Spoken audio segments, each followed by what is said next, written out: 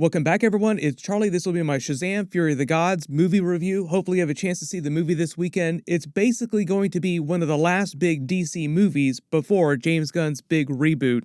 I'll explain how that all works too, like what the new timeline is going to be and how the reboot is going to function through the coming movies this year, because most of the movies that are coming from DC this year are still technically part of the DCEU, and James Gunn is calling his new universe the DCU. Some of the actors will be recast and some of them will come back. So if you're brand new to the channel, of course I'll do videos for everything. There's a bunch of big DC HBO shows that they're working on right now too that I'll be doing videos for. Like the Batman HBO series about the Penguin character, it's going to involve Robert Pattinson, all those characters from the Batman movies.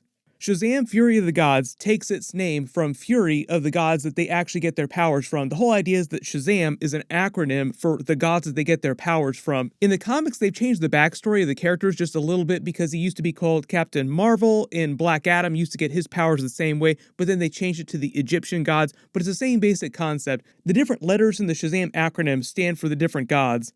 So within the DCEU history, they explained that the wizard Shazam powered up his staff, like he gained all that power by defeating the Greek Titan Atlas, who's obviously part of the Greek pantheon, the Wonder Woman pantheon. You've probably seen a lot of the TV spots that show Wonder Woman appearing during the movie, so it's not really a spoiler anymore because Warner Brothers officially revealed it. So it was really cool learning more about the mythology behind the Shazam character, the gods, inside the DCEU. James Gunn has a much bigger plan to do more backstory for a lot of those characters set thousands of years ago in the past. There's a Wonder Woman TV series that they're working on for HBO about the Themyscirans before Wonder Woman was born, which is meant to be like Game of Thrones, but set on Themyscira thousands of years ago in the past. Hopefully we'll learn more about the gods during that too.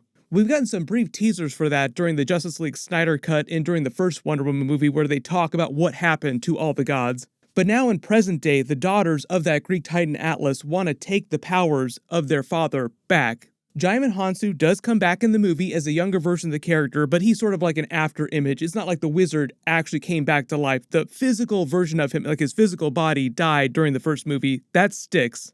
When they get into the whole idea of where these other gods come from, where they live, this other realm, other dimensions, it allows them to explore some of the more mythology, the more magic-based aspects of the character that you see inside the Rock of Eternity during the first movie, but they didn't really explore it that deeply.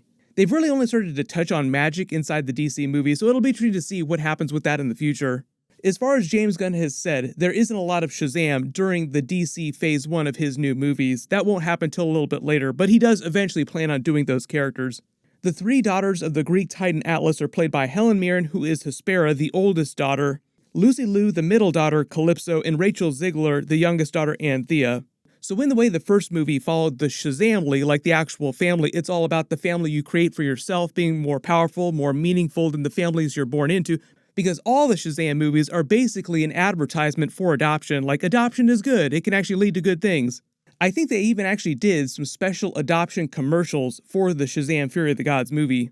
They used the three sisters' family and their quarreling state to sort of juxtapose the Shazamly in the way that all the characters, all the kids work together with their parents, their foster parents. Probably some of the best scenes in the movie are with the little kids just being a family together with their parents, like them just talking to each other like parents and children. The general vibe of the movie is similar to the first Shazam movie. I didn't think it went quite as dark as the first movie went, because I think the first movie was a little more influenced by the tone and the vibe of the Zack Snyder DCEU, and obviously more recent DC films have taken the tone of those movies in completely different directions, even though they use a lot of the same characters. In fact, talking about that too, one of the reasons why James Gunn said it would be possible, or theoretically possible, they haven't made a decision yet, about whether or not these Shazam characters could return in future DC movies, like if Zachary Levi could come back, Asher Angel, the other characters, is because even though they do get into more DC backstory behind the characters, more lore, mythology, the way they explain where Shazam's powers actually come from, how he got those powers in the first place, the wizard, doesn't completely trample on all the new canon that James Gunn is trying to create, all the new backstory. He did reveal that he would be retconning some of the characters' backstories that you saw in previous movies. But speaking of retcon, funny detail that you'll probably notice, maybe you won't notice when you see the movie for the first time, is they reshot one of the scenes from the first movies using different costumes, the new updated costumes.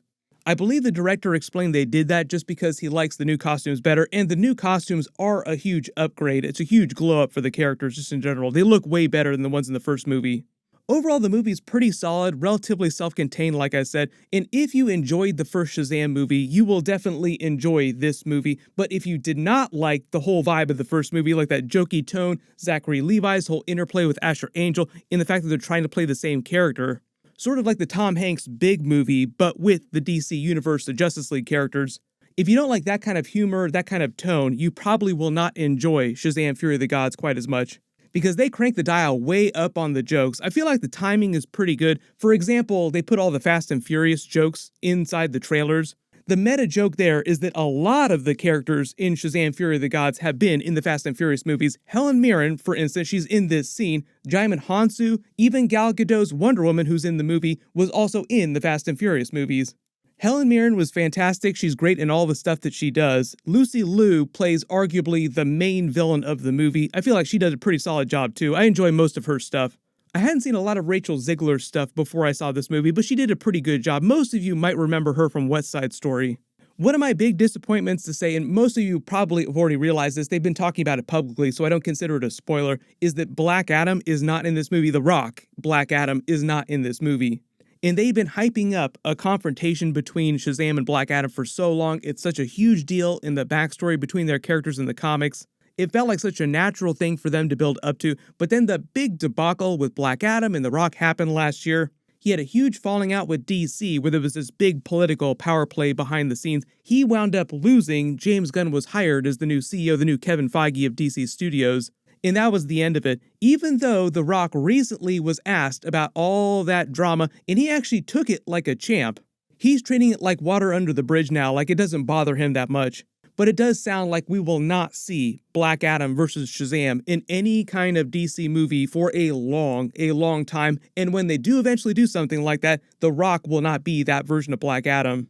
So as much as being self-contained helps the Shazam character's chances of coming back in the future and help the movie avoid major re-edits after the fact, after James Gunn was hired and they rebooted DC movies with this brand new plan, is that it isn't quite as epic or earth-shattering as a film that you would normally expect as a sequel, setting up and paying off all these big things that they teased during the first movie. There's still a lot of action in the movie, the special effects are pretty decent, and I did like the way that they upgraded their use of powers. Like with time, the characters have gotten better at using their powers, so they have more creative uses for their abilities. We also get a couple really cool scenes of them using their powers together as a family. And because they did reveal the big Wonder Woman cameo scene, I feel like it's not too much to talk about that. It didn't completely sideline the movie. It is a relatively small beat, but it is a pretty critical part of the film. It did feel a little bit like the Henry Cavill Superman cameo scene in Black Adam, where he just kind of shows up at the end very briefly for a couple seconds, and that's it. Like, okay, we're going to do this. We're paying off a big joke from earlier in the movie about Wonder Woman. If they were going to have her in the movie, it would have been cooler to have her in a much bigger part of the movie, like do a bigger crossover. But I can understand why they wanted the movie to feel self-contained, because of all this big craziness with DC, all the big reboots. It might have resulted in them having to re-edit the movie a couple times to remove some stuff, because they've already run into that problem with the Flash movie. They filmed a bunch of Superman cameo scenes with Henry Cavill Superman. They had to remove those after the fact because apparently they were setting up a lot of future stuff that James Gunn is no longer planning on paying off with his new 10-year plan for DC movies. So it's like saying, oh, we had a bunch of cool stuff that we might have been able to do in Shazam! Fury of the Gods, but we're not going to do that just to avoid future headaches.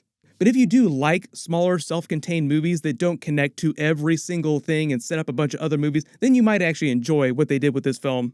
The ending of the movie does give the characters a logical end. If they decide to recast everyone, they could reboot with a bunch of new characters and it won't cause a bunch of confusion. But they also end on a moment that will allow the characters to continue in the future if they do get to come back. The way that Zachary Levi has talked about that is it just depends on the box office for the movie. If it's incredibly successful, like if it does well, then there's a chance that they might come back. If it's more like Black Adam and it doesn't perform, then we probably will not see these actors come back. The other elephant in the room is the idea that Shazam is supposed to be this dichotomy of a little kid who turns into an adult, like the idealized adult version of himself when he activates his powers. And if you look at Asher Angel in present day now, during this movie, Billy is getting ready to turn 18, so just within the context of the universe, he's becoming an adult, so to speak, and in real life, he's aging up pretty quickly. Like, by the time they get a third movie out, he would actually look like a legit adult, so it'd be kind of weird. Like, isn't it supposed to be a little kid turning into an adult with Shazam? They even did that with the Mary Marvel character during this movie, where they actually have the actress playing both versions of the character just because she got a little bit older and it felt more natural for the character to do that. If that were the case, then Asher Angel would have to start playing the Shazam powered up version of the character. My only other complaint about the movie, and this is actually similar during the first movie, is that it almost feels like Asher Angel and Zachary Levi are playing two completely different types of characters. I really did enjoy Asher Angel's performance, but there are times when Zachary Levi feels like he's meant to be a completely different character than just adult version of Billy. Once you do have a chance to see the movie, just post all your reactions in the comments below. Please don't post a bunch of spoilers in the comments either. Things that have been released in public trailers aren't spoilers though. There are 2 post-credit scenes, so do be sure to stay after the movie. I'll do a full post-credit scene video later this week after the movie comes out and a full breakdown Easter eggs like I do for all the other big movies. If you have any big questions, just write them in the comments below. Everyone click here for that post-credit scene video. I'll update the link as soon as I post that. And click here for my brand new Flash movie trailer video and Easter eggs. Thank you so much for watching. Everyone stay safe, and I'll see you guys in the next one.